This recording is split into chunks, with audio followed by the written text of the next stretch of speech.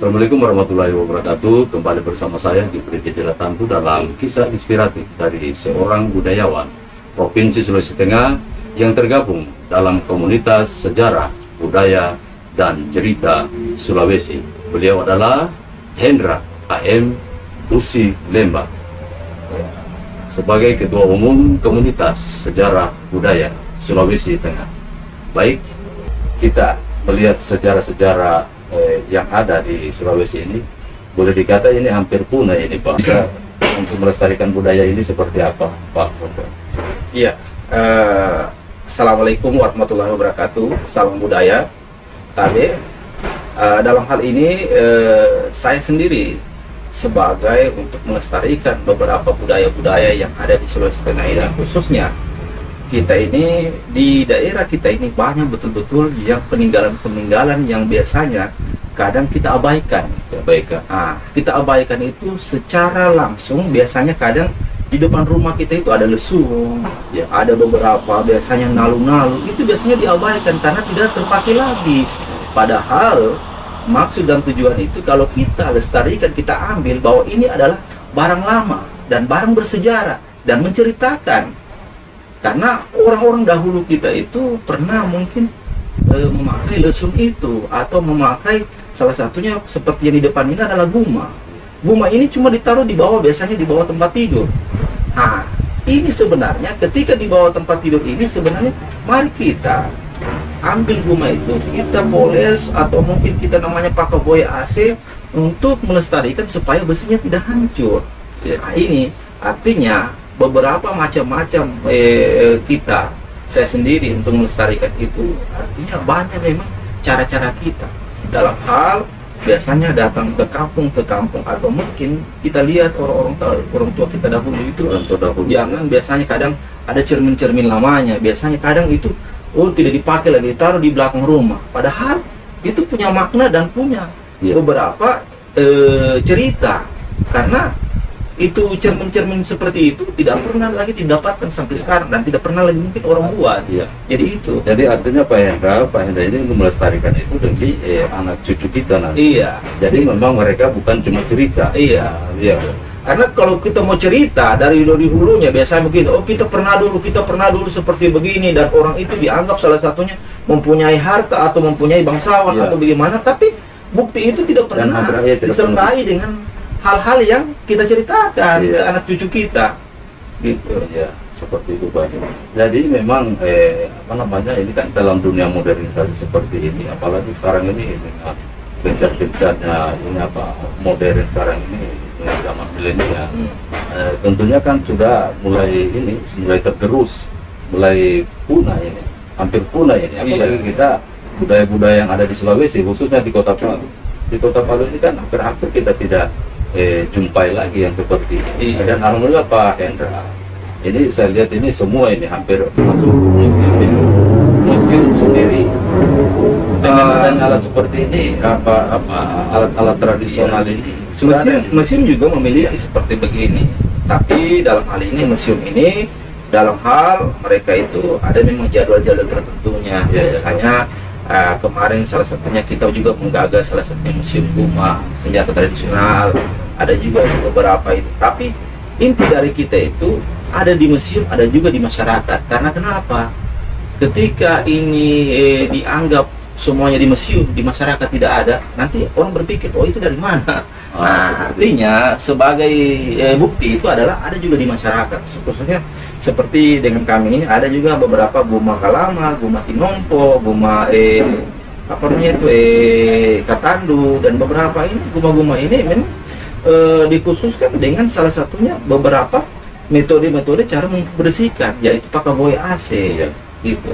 Seperti itu kan, ini kan kalau di masyarakat itu yang kita dengar itu ada memang istilah guma, tapi guma-guma itu masih ada juga nama-nama guma ini. Guma ini kan bahasa kesatuan sebenarnya. Kalau saya melihat dari beberapa ini, kalau beberapa di Sigi itu ada seperti namanya Kalama, yang ini kita lihat seperti begini. Ini ada beberapa itu dengan beberapa Katando. Itu kan sebenarnya di dalam Donggala juga mungkin ada gitu, daerah Parigi juga ada.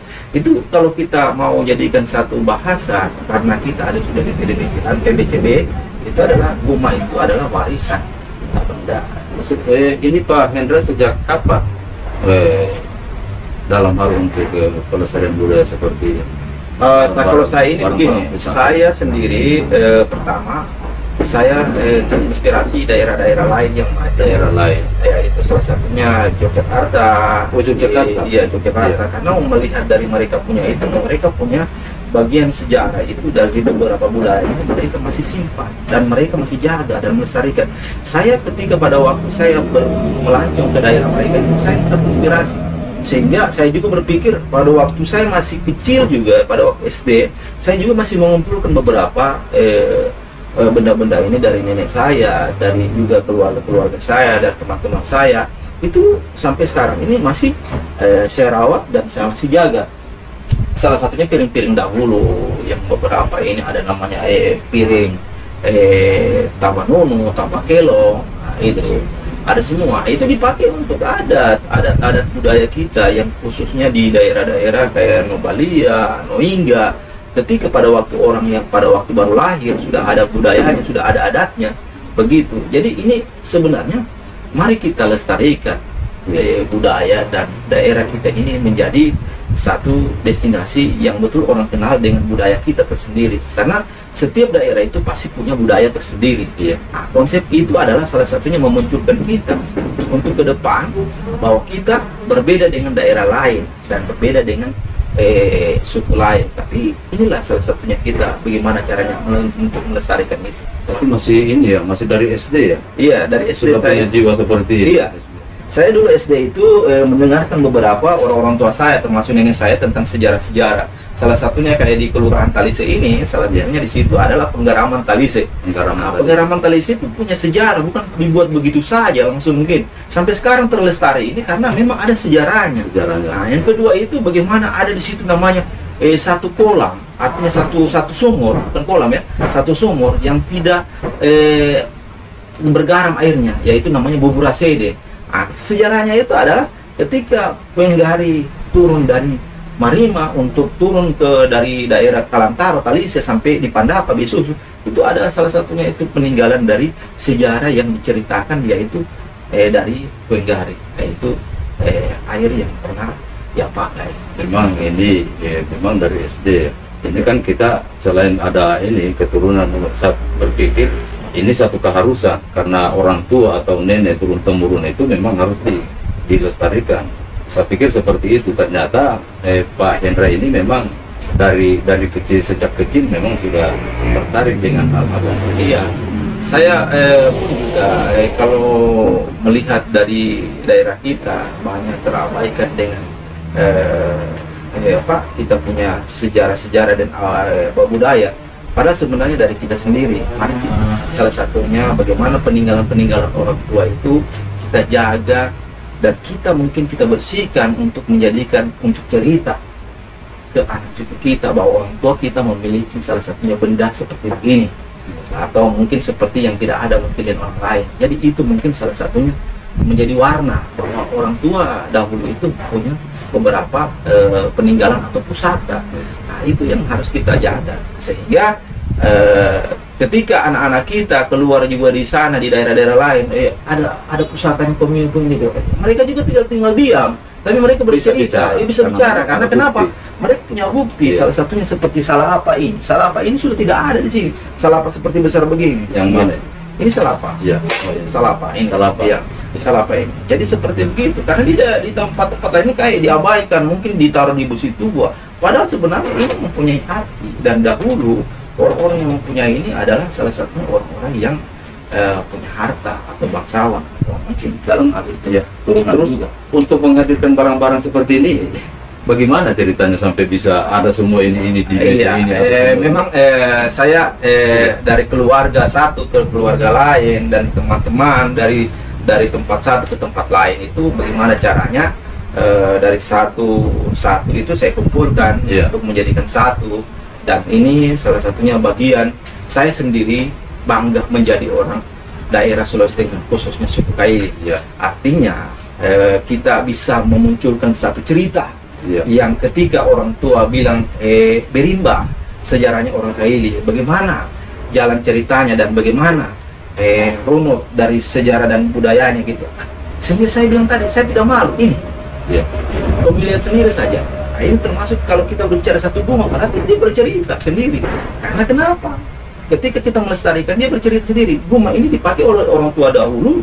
Ketika pada waktu itu cuma dua dipakai pada waktu itu melawan. Yang kedua itu dipakai untuk adab. Nah itu tidak dipakai untuk baparas atau apa, tapi memang dipakai untuk melawan dan mempertahankan diri dengan dipakai adab. Nah, itu salah satunya dia terjaga gitu, tidak sama dengan parang gitu. Terus ini kan kita yang tahunya masyarakat itu kan ada di yang adanya seperti ini kan cuma di museum.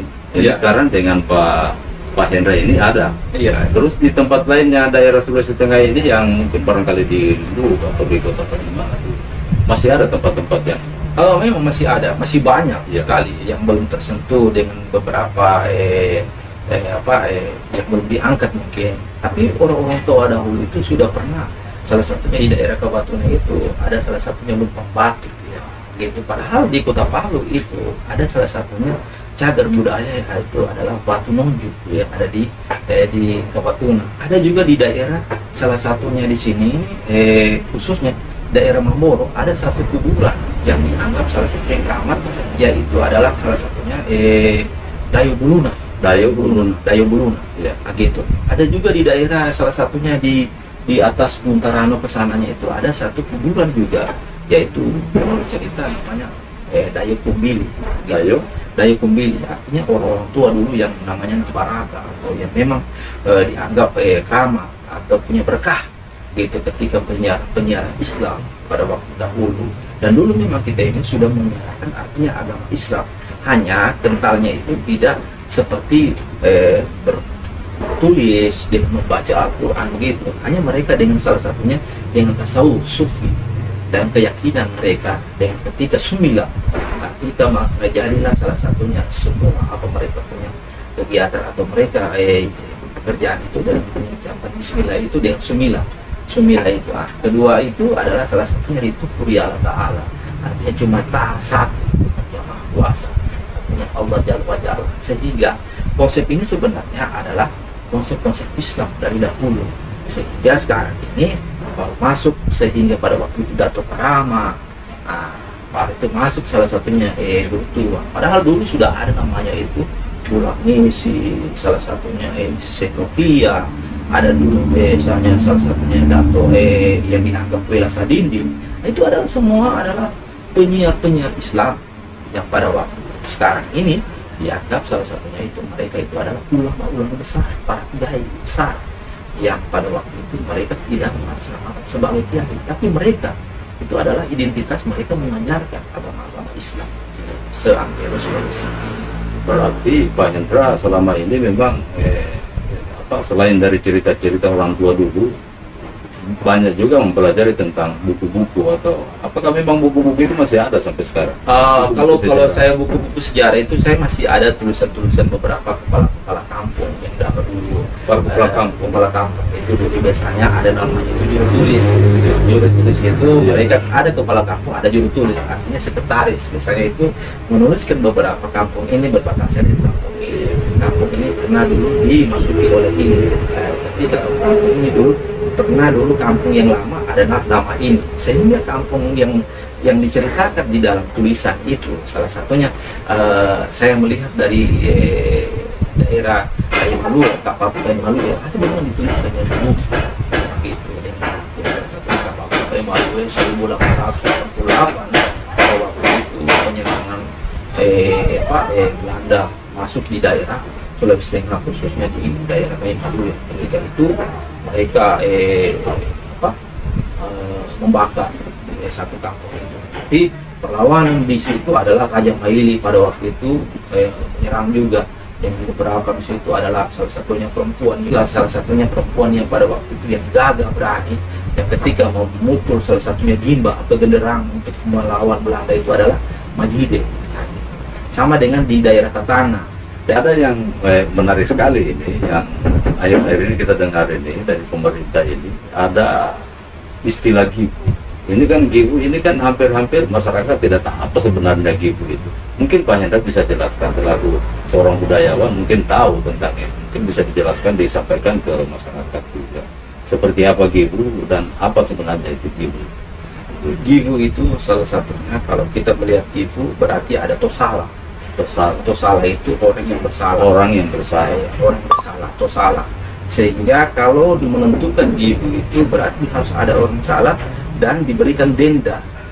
Gitu. Kalau kita di Palu itu namanya itu, kalau kita bilang di sini namanya novaya. Novaya itu, oh kau dapat salah satunya ini, denda ini, bayamu mau apa, begitu. Nah, kalau kata Givu itu adalah kata yang dari memang di daerah atas sampai turun ke bawah itu namanya Givu itu atas satu denda yang diperuntukkan kepada seorang yang bersalah, sehingga orang yang bersalah itu dijatuhi dengan hukuman dan itu harus dibayar dengan salah satunya denda itu, harus diakui kesalahannya dan diberikan salah satunya hukuman, ya gitu. Kalau untuk Givu sendiri, peralatan-peralatan yang ada di sini untuk menggivu orang itu seperti apa? Apakah dirantai atau di apa? Iya, dulu ada beberapa Givu itu biasanya nipali. Iya. Nah, ada namanya itu. Tidak ada alat-alat yang bisa ini. Tidak ada. Hanya Givu itu biasanya diberikan kepada mereka itu denda, biasanya berapa mata guma. Iya. Nah, artinya sebagai denda itu berapa guma harus dia siapkan untuk membayar satu Givu itu. Biasanya beberapa dulang atau beberapa piring, itu adalah salah satunya bentuk bahwa orang itu diberikan dikenai oleh hukuman atau dijatuhi oleh aturan. Nah, sehingga Givu itu maksud dan tujuannya itu adalah membuat jerah gitu supaya tidak berulang pelaku namanya itu salah. Jadi sampai sekarang Pak masih ada di Kota Palu. Iya, sampai sekarang. Iya. Apalagi ini ada pelanggaran-pelanggaran sampah, pembuangan sampah sudah dikaitkan dengan ini. Memang ya sangat erat sekali ini apa untuk mengawal kebijakan pemerintah yang ada itu memang harus dibarengi dengan ini. Tidak mau kita harus lakukan. Kalaupun juga di dulu ada namanya itu ketika pembersihan kampung itu memang ada di dalam aturan, ada beberapa itu ada namanya itu namanya ketika pohon ini jangan ditebang sembarangan, itu ada di dalam aturan-aturan ada. Berarti kalau dalam cerita sendiri ini, cerita untuk budaya ini bukan cuma khusus Sulawesi Tengah saja, semua Sulawesi berarti Sulawesi Selatan bisa juga. Iya, Sulawesi Selatan bisa juga, karena kenapa? Sulawesi Selatan itu berkaitan juga daerah Sulawesi Tengah, Sulawesi Utara pun juga berkaitan juga dengan Sulawesi Tengah. Artinya Pak Hendra tahu, iya, Sulawesi Utara, Sulawesi ini, apalagi mereka punya sejarah itu adalah salah satunya mereka itu arsip-arsip yang di daerah Sulawesi Tengah itu kebanyakan itu di daerah Sulawesi Selatan dan di daerah Sulawesi Utara. Karena kenapa? Ketika perjalanan dulu orang-orang Belanda itu biasanya membawa kamera. Iya. Itu mereka itu biasanya singgahnya itu dari daerah Sulawesi Tengah baru ke daerah Sulawesi Utara, baru itu di Sulawesi Selatan, sehingga arsip-arsip itu biasanya terkumpul di tempat daerah-daerah itu, sehingga berkaitan beberapa sejarah-sejarah antara satu sama lain, kayak salah satunya beberapa daerah lain itu. Kalau kita di sini banyak namanya kawin mawi bolai dari Bone, artinya dari Bone kawin mawi dengan daerah kita. Makassar juga kawin mawi dengan daerah kita. Sulawesi Utara pun juga dari Gorontalo, dari Kendari pun juga itu kawin mawi juga di kita. Sehingga kita sendiri daerah Sulawesi Tengah ini adalah daerah yang betul-betul netral, yang betul-betul untuk menjunjung tinggi riuh tanah ini dari situ lahir tanda. Artinya menjunjung tanah darah kita, sumpah darah kita, ya di mana tanda diinjak di situ ada dijunjung, sehingga di mana kita saling menghargai. Sehingga itulah konsep-konsep yang harus kita gitu. Artinya kalau orang tua dulu, sehingga biasanya kalau kita dulu diingatkan dengan tsunami ya kemarin sudah terjadi di Kota Palu. Nah, sehingga ada dulu saya teringat itu karena mainnya Nemo mau.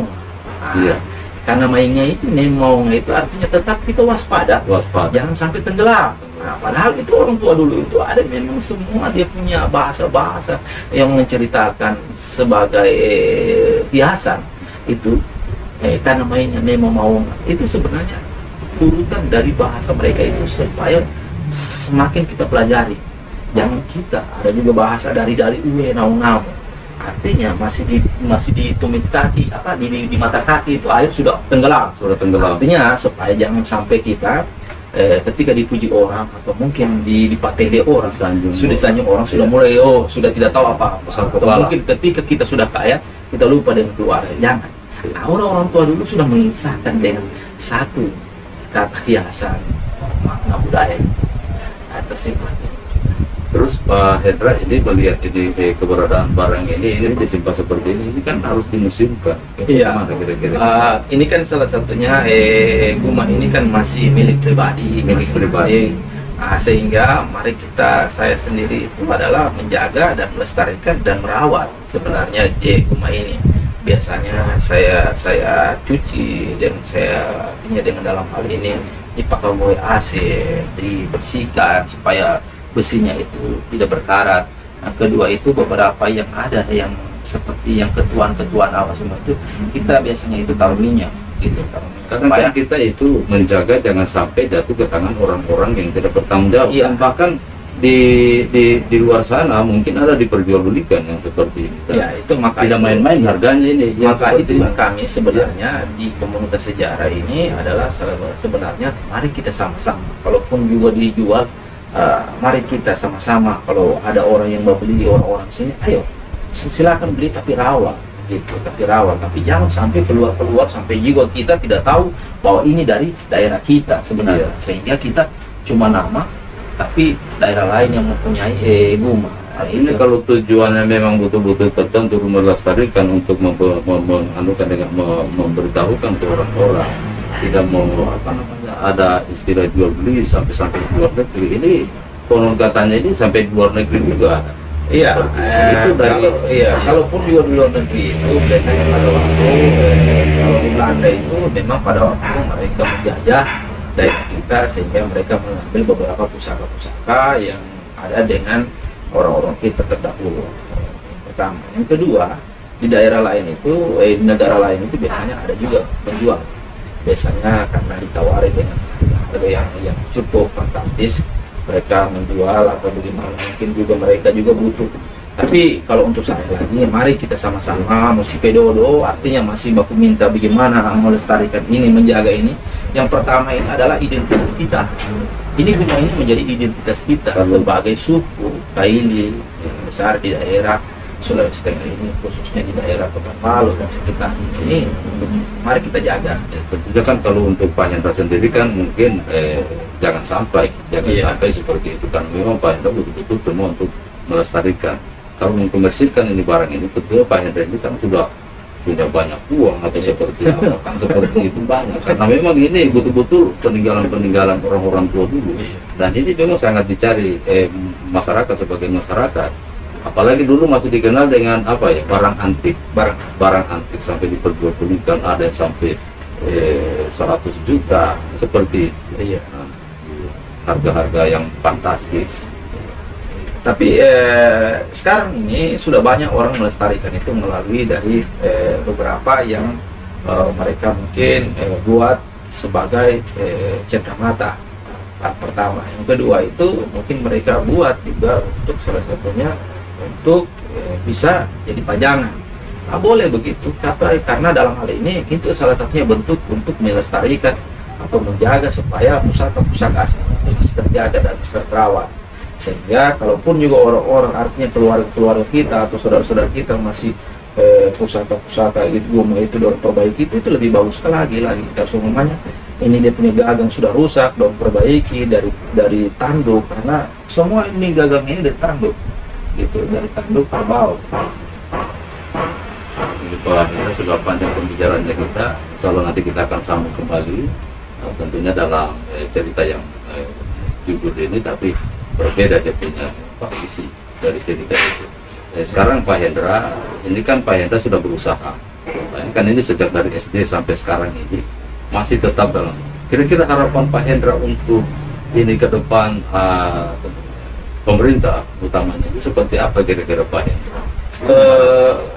Harapan saya untuk pemerintah kota maupun provinsi ketika di hari-hari ulang tahun untuk momen-momen hari ulang tahun itu pakailah salah satunya adat budaya tanah Kaili, ya itu seperti guma ketika pada waktu kita memimpin satu upacara ya di provinsi ataupun di kota itu memakai guma, pakai siga. Nah, itu menandakan bahwa kita masih menjaga, kita masih mau artinya untuk melestarikan bahwa budaya tanah Kaili, budaya daerah kita itu masih terjaga, sehingga ini adalah identitas daerah kita. Mungkin mohon maaf Pak, mungkin tidak beda jauh dengan apa yang dilakukan oleh orang nomor satunya kita di dunia, di Indonesia, Pak Jokowi. Iya, seperti itu. Iya, harus kita lestarikan dan kita bangga menjadi daerah, artinya menjadi salah satu anak daerah yang tetap melestarikan budaya bangsa kita untuk tetap dilestarikan dan tetap dipromosikan ke halayak ramai, supaya menjadi satu kebanggaan bagi mereka juga akan mengikuti jejak kita kan. Insya Allah seperti begitu. Nah, kedepannya mungkin beberapa pusaka-pusaka ini yang ada di daerah-daerah lain ini yang memang betul-betul kalau ada yang menjual, pemerintah yang bisa yang duluan turun bagaimana caranya mereka yang membeli, salah satunya dijadikan salah satu untuk ditaruh di museum atau mereka menjaga gitu. Saya cuma itu yang saya bisa sampaikan untuk itu, karena kami dari juga komunitas sejarah budaya itu adalah salah satunya menjaga dan melestarikan sejarah dan melestarikan budaya-budaya, salah satunya peninggalan-peninggalan ini. Terus ini ada kekhawatiran ini akankah barangkali ini ke depan ini masih bisa dengan adanya dunia sekarang ini, pengaruh dunia sekarang terutama untuk anak muda, bagaimana apakah memang mungkin ada harapan tentang pemuda-pemuda kita saat ini kan sekarang orang kalau melihat yang seperti ini kan mungkin kurang tertarik, bagaimana cara mereka itu untuk supaya bisa masuk ke dalam dunia seperti ini. Kalau memang pemuda-pemuda sekarang ini biasanya acuh tak acuh dengan beberapa barang pusaka ini. Nah, itulah bagian dari kita, dari komunitas dan pemerintah untuk mengedukasi. Mengedukasi itu setiap pameran itu tolong kami diundang. Iya, diundang pemerintah. Harapan saya itu sebagai kami sebagai pelestari, artinya menjaga budaya kita, untuk itu undanglah kami. Atau berikanlah salah satunya pelonggaran atau wewenang pada kami untuk bisa membuat satu pameran atau apa semua seperti itu. Dulu kita membuat satu pameran atau pagelaran itu pemerintah yang mungkin fasilitasi supaya kami juga bisa bergerak untuk mempromosikan bahwa guma itu tetap dijaga dan tetap dilestarikan. Dan satu kebanggaan daerah itu, orang yang mempunyai guma asli itu berarti orang yang masih menjaga kakek dan neneknya, para leluhurnya, sehingga sampai sekarang. Insya Allah nanti Pak Hendra ini mungkin ada kaderisasi ini, kader-kader yang anak-anak muda terutama kan, dengan adanya pertemuan, perkumpulan komunitas yang ada di Kota Palu di Sulawesi Tengah. Nah, seperti insya Allah nanti ke depan akan seperti apa yang diharapkan oleh Pak Hendra saat ini. Iya. Komunitas-komunitas itu marilah kita saling merapatkan barisan. Artinya dalam hal ini ide-ide itu mari kita salurkan dengan beberapa kegiatan. Kalau di sanggar, marilah kita membuat sanggar itu dengan budaya-budaya yang ada di daerah kearifan lokal kita. Salah satunya juga pemerhati pusaka, mari kita jaga beberapa pusaka-pusaka yang ada di daerah kita. Pemerhati sejarah, ayo kita bercerita tentang sejarah-sejarah kelam pun juga itu jangan terlalu diberikan satu bagaimana, artinya itu salah satunya jadi warna. Karena ketika pada waktu orang ada sejarahnya berarti ada warna, artinya yang menyertai dia pasti ada dalam hal itu konflik, pengkhianatan atau apa saja itu tapi dalam hal itu adalah satu perjuangan, pasti ada namanya itu perlawanan itu butuh proses. Biasanya seperti begitu, sama dengan kami sendiri di komunitas sejarah budaya ini, ketika kami memperjuangkan bahwa ini adalah melestarikan bagaimana, banyak juga kerikil-kerikil, tapi tetap kita berjuang terus. Bagaimana tetap kita bersinergi dengan masyarakat bahwa guma ini adalah salah satunya milik orang-orang tua kita.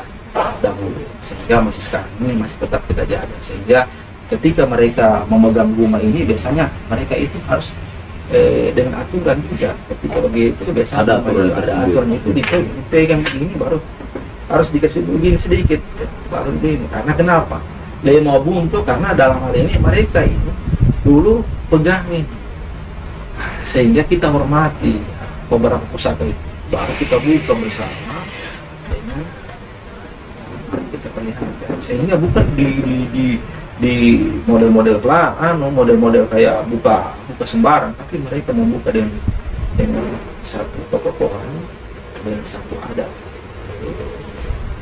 Dan memang ini memang asli Pak ya, memang asli. Bukan ini kan banyak kan yang beredar itu kan yang seperti ini kan tinggal dibuat mirip dengan ini, tapi memang palsu seperti itu. Bahkan orang cuma manipulasi untuk penjualan dikomersilkan ini. Baik Pak Hendra, terima kasih atas kesediaan dalam acara inspiratif pada hari ini. Insya Allah nanti kita akan bertemu lagi dalam cerita yang lain. Terima kasih Pak Hendra. Untuk Ada saya lupa satu, ya, perempuan yang salah satu emansipasi itu. emansipasi, ya silakan. Perempuan yang pada waktu itu selain dari Majida, yaitu namanya Rangi Gamagi. Rangi Gamagi. Rangi Gamagi. Ya. Artinya balik jauh ke lapang. Beliau itu balik jauh dan pada waktu itu perempuan yang melawan Belanda. Sehingga sampai sekarang ini beliau ini tidak tahu di mana kubur itu. Ya. Gitu. Karena dalam hal ini mereka beliau itu gigih berjuang untuk melawan kolonial pada waktu di zaman Belanda. Sehingga beliau ditangkap pada waktu itu. Terima kasih Pak Hendra atas kesediaannya. Baik pemirsa, jangan lupa, jangan lewatkan tentang inspirasi berikutnya, yang mana pada hari ini kita hadirkan seorang budayawan Sulawesi Tengah, yakni Bapak Hendra HM Busi Lemba. Baik, terima kasih. Kami akhiri. Wabillahi taufiq wal hidayah. Wassalamualaikum warahmatullahi wabarakatuh. Tabe, salam budaya, songong puasi.